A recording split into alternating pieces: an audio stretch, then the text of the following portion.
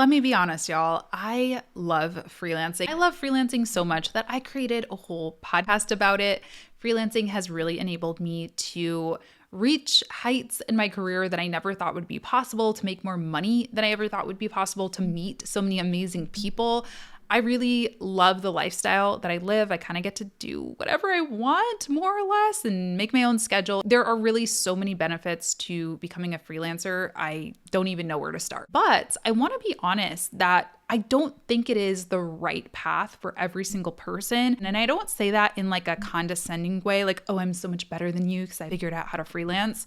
I think that there are huge benefits to working full-time, working a more traditional role. And then again, there are definitely benefits to working freelance for the right people. It's all about finding the right fit for you and your life. And something I think is really important when we think about what we want to do for the rest of our lives is, what kind of life do you want to live? It's not just about work. Work is just a tool that helps us build better lives for ourselves. So really think about like, what kind of lifestyle do you want to lead, and not just like what sounds cool or what everybody is pressuring me into doing or whatever. So if you are thinking about becoming a freelancer, if you're currently a freelancer and you're thinking like, I don't know why I'm just not seeing the success that I'm looking for, what am I doing wrong?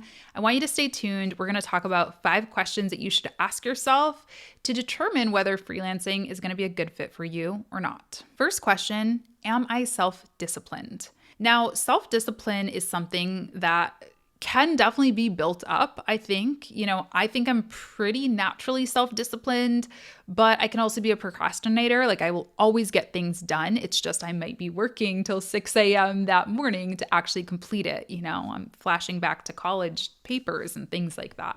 But, for clients, you obviously have to get projects in on time. And when you say you're going to get them done, so that's pretty obvious. But, money motivates a lot of people. So I think that one is a little easier for people to figure out. If you turn in this website design and the client's going to pay you for it, and you need money, like, it's pretty easy to motivate yourself to actually get it done.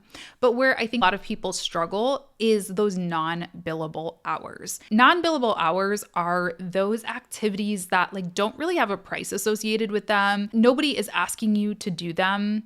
There are things like marketing, like business development, like admin stuff, like paying your taxes. These things you don't get paid a paycheck for posting about your business on LinkedIn, or recording a YouTube video or an Instagram reel about your business, or cold calling somebody or cold emailing somebody. Like, you don't get a paycheck for that. And a lot of times you don't see an immediate return. Sometimes you may even never see a return for some of these activities, but they are so incredibly important to do. So something that I've kind of been able to do to sort of hack my brain about these things is assign a value to these different activities. It may not be a dollar amount, but it might be like, okay, creating a YouTube video, I get 5 gold stars today. I mean, I know that sounds very elementary, but whatever you need to do to check it off your list and to make it feel productive can really be helpful. Another thing that I found to be really helpful when it comes to non-billable hours in particular is working with other people. So I'm a part of different mastermind groups and co-working groups. I have the Freelance Friday Club, where you can meet masterminds and co-working groups to help hold you accountable and to just keep those things top of mind. Because I'll be honest, this is probably the thing that most business owners or freelancers put to the side, is marketing themselves, investing in themselves, working on their business, not just right in the business with their clients. The second question I want you to ask yourself is, can I stay calm under pressure? Freelancing is the best job I've ever had, but also the most anxiety-inducing job I've ever had at the same time. And I've worked a lot of jobs. I've worked in food service. I've worked in retail. Obviously, there are, more stressful jobs. I fully understand that. But there are so many unknowns. We'll talk about income in a second, but that's definitely one. It's I don't know, am I gonna get paid today? Am I gonna get paid in a month? How's this all gonna work out? But even just things with clients, for example. I mean, I've had clients say very mean things to me. And if I was working in a retail job or in a corporate office job like I used to, I would have went to a manager, would have went to HR, I would have went somewhere and said, hi, this person's being really mean. What do I do? As a freelancer, you don't have that option. You are HR, you are the manager, you are customer service, you are all of these different departments. and you're gonna deal with some stuff that you don't really know how to deal with. I have said it before, and I'll say it again. If you've never worked a customer service job, I think it's really important that you have that experience. I mean, I think that's just life experience in general. It's going to do you well no matter what you do in your career. But having some customer service experience before you become a freelancer, or as you're becoming a freelancer, I think is very valuable, because that is a big part of what I do. I have to deal with clients that, have questions about things. Maybe they're not even like super mad at me, but I just need to speak in a calm way. I need to know how to listen. I need to know how to ease concerns, all of these things. And if you get really flustered and stressed out by people, complaining, or people asking too many questions or whatever, it's going to be challenging for you to be really successful at this job. Again, it's something that you can work at. If you know this is a weak spot for you, get a customer service job, or, at least research this stuff. And also just practicing like mindfulness. I know that maybe sounds a little bit silly, but I definitely try to get in the right headspace before different activities. If I'm going to have a client call, I want to be really calm. I want to have a really slow morning routine where I like do all the things that I love. I get ready in a way that makes me feel really confident, and I can really show up as my best self. These little things, these little practices can really help you, stay calm under pressure and just feel really good about yourself, which definitely reflects back to your clients or your audience or whoever it is that you're talking to. Next question, am I comfortable with variable income? You hear all the time, hey, this person's a 6-figure freelancer or 7-figure freelancer, right? Well, a 6-figure freelancer can mean anything from $100,000 to $999,000. I mean, that is a huge difference in lifestyle and income and, security and all of these things. Those are two very different numbers. And the other thing that people don't tell you about this is you can have, a little roller coaster back and forth between those numbers. And you can, of course, make a lot less than that and more than that. So there are so many variables to how much money you are going to make. And while it is possible to make a lot of money as a freelancer, there is a lot that people don't talk about. People don't talk about those months that were really, really bad and they thought they were going to lose everything. People don't talk about when they made, $900,000 one year and then the next year they made $200,000 and they felt like a complete loser. Even though they're not, that's still a good income, but kind of that ego hit of doing so well and then catapulting down and you're wondering what's wrong with me. These things all happen. They definitely happen. So one of the best things that I can advise for you to get comfortable with variable income is to save a healthy emergency fund. If you are not a saver, freelancing might be a hard one for you. I've always naturally been a saver. I've just never been a super spendy type of person. I mean, let's be real, it's probably like a trauma response, but anyway, it's served me well. As a freelancer, I'm not out spending all my money. I'm saving it so that if a rainy day comes, hint, if there's a recession or if, something happens in the world, all these things, I don't need to instantly panic and be like, what am I going to do if people stop spending money with me? I can get through that storm and at least have enough time to pivot into something different if I need to.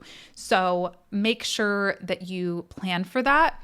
And also, again, just make sure that your lifestyle, I think it's really important for freelancers to sort of live below their means. There's a lot of things in life that would be nice to have. You don't know how badly I want to buy that electric Mustang. I'm going to be honest, it is just calling my name. I don't need it. I just don't need it. I can't justify it. I could, but I don't need it. And I think having that mindset as somebody who works for yourself is going to do you very, very well. But also treat yourself. Don't get me wrong. There's definitely things I treat myself to, and I might buy that electric Mustang at some point. I just need to have a really good launch or something to justify it. The fourth question I want you to ask yourself is, do I enjoy interacting with people? I feel like a lot of introverts are drawn to becoming freelancers. I am an introvert, and it's we get to do a lot of our work alone, we get to sit in our little cozy dens that we love to be in as introverts and, just do our own stuff, send our work off and, communicate mostly via email. We don't really have to interact with people all that much. So we tend to be really drawn to freelancing, and that's great. And I do think it is a great career path for an introvert, especially if you're self-disciplined and self-motivated. However, human connection is still extremely important in freelancing. And it can really help you level up, if you will. If you are a good communicator, if you are good at connecting with people, that can be the thing that makes me hire you over the next freelancer, is if like you talk to me. I mean, when I first started freelancing, I'm going to be honest, I used to kind of like hide from my clients. Like I'd be like, okay, I'm just going to do the work. They seem happy. I don't want to meet with them any more than I need to. I don't want to like have to talk to people more than I have to. It's just not my thing. But I always say, clients are going to be much less likely to get rid of you if they can put a face to the name, if they have some type of relationship and connection with you. And it shouldn't be like out of desperation either. I mean, you can just fix problems that you didn't know were there by having a monthly meeting on the calendar or just being personable. Again, like I've met so many amazing people as a freelancer, and a lot of them have been my clients. Like I've made, business connections and friendships with these people. So it is important that you have the ability to communicate with people. And this isn't just for clients either. Again, if you decide to expand your team, you're going to need to then step into a management role and a hiring role where you are hiring people, training people, addressing issues that come up, giving feedback, things like that. You're going to need to be comfortable selling and pitching your services to people and showing up and being confident about what you have to offer. These are things that are not traditionally like very introverted skills. And again, they're like muscles that can be built. I was terrible at selling, or at least I thought I was. When I first started, I was like, I'm never going to sell. I'm just going to hire somebody to do this for me or wait for people to come to me. But honestly, I realized like selling is one of my number one strengths. It really is. I'm really good at it.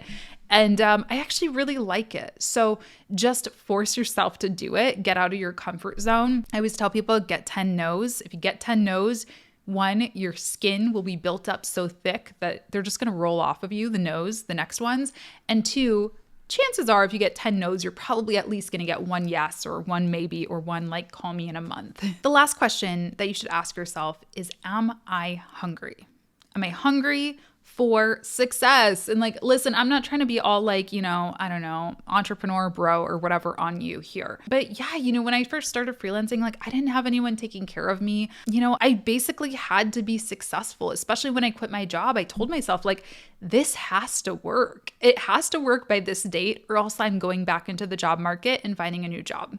Because what was I going to fall back on? Like, you know what I mean? Like I didn't have an option. And so you have to be real with yourself about your limits. Again, like put a time limit on things. If you don't make X dollars by X date, be real with yourself and get a new job if you need to. But chances are, if you are hungry enough, now I'm not saying weird things can't happen and it's all your fault if you don't do that, right? There's a lot of variables to things. But if you are truly, truly hungry enough for it, you'll probably make it work. I sacrificed a lot. Every freelancer you'll meet, I'm sure, can tell you about the things that they have sacrificed. There was this article. I hope I can find it. I'll link it below if I can find it. I read it years ago, but she said like pick 3 of these big areas of life that you can prioritize. Friendships, relationships, health, work, sleep. I don't know what the other ones were, but I believe that. And I know that we hear from like mindset people all the time, like you can have it all, and you can. I do genuinely believe that you can. But in the beginning, in that building phase, are you going to have it all? Are you going to have good quality sleep, the best friendships ever, the best relationships ever, a family that, you have family dinners with every single night, and you're going to work out? Like, no, that's just not realistic. Building a business, I really believe, is like raising something, a dog, a baby, a plant. I don't know. You have to really nurture it and give it love and attention and a lot of time and prioritize that for a little bit of time. And then you can kind of move on and go hands off as it's kind of running, and you're able to maybe hire people to run some of the business for you. You have a good client base, you have referrals coming in, that kind of thing. But in the beginning, yeah, you're going to have to sacrifice some things. I mean, I didn't have any friends basically at all when I was first really going hard with the business. I barely paid attention to the relationship that I was in. I wasn't sleeping very much at all. I was sleeping like 5 hours a night. And those people that cared about me understood where I was at, and they respected that, and they didn't push me too hard. Another thing that I sacrificed was entertainment. I completely stopped watching TV. That was one of the first things, and I think it's one of the easiest things to do. If you're like, I want to work on my business, I just don't have time. I'm telling you, stop watching TV. I didn't watch any TV for like 2 years, except for like occasionally the news and occasionally like a special, like the Oscars or the Grammys or something like that. I didn't watch any regular shows, because if you think about it, if you're watching one show a week, that's 1 hour every week. Think about what you could do for your business with 1 hour. If you watch 3 shows, that's 3 hours, and so on and so forth. I mean, if you watch the news every day, that's an hour just with that every single day. That's 5 hours a week. So I do think you have to be hungry for it. You have to be willing to sacrifice some things if you really want it. Again, you can have it all. Or at least a lot. You can have, some semblance of balance. I'm getting there. And I feel like I'm in a really good place, actually. So it's definitely not easy. I think any self-employed person will not tell you it's easy. The coaches out there who say it like happens like this, I don't know. I'm not trying to say they're lying. Maybe they're just like extremely lucky. Maybe I am just not that smart. I don't know, but it was not like this for me. It definitely required a lot of sacrifice and a lot of really wanting it and really working hard for it. Okay, so I hope this episode was helpful. Let me know in the comments if there's anything that you wish you would have known before you started freelancing. And if you are new to this world, let me know if you have any questions, if there's any way that I can help you. I have a ton of videos on my channel, a ton of podcasts over on Apple Podcasts and Spotify that'll help you out. But let me know if you have questions as well. And thank you so much for tuning in. I will talk to you in the next episode. Bye.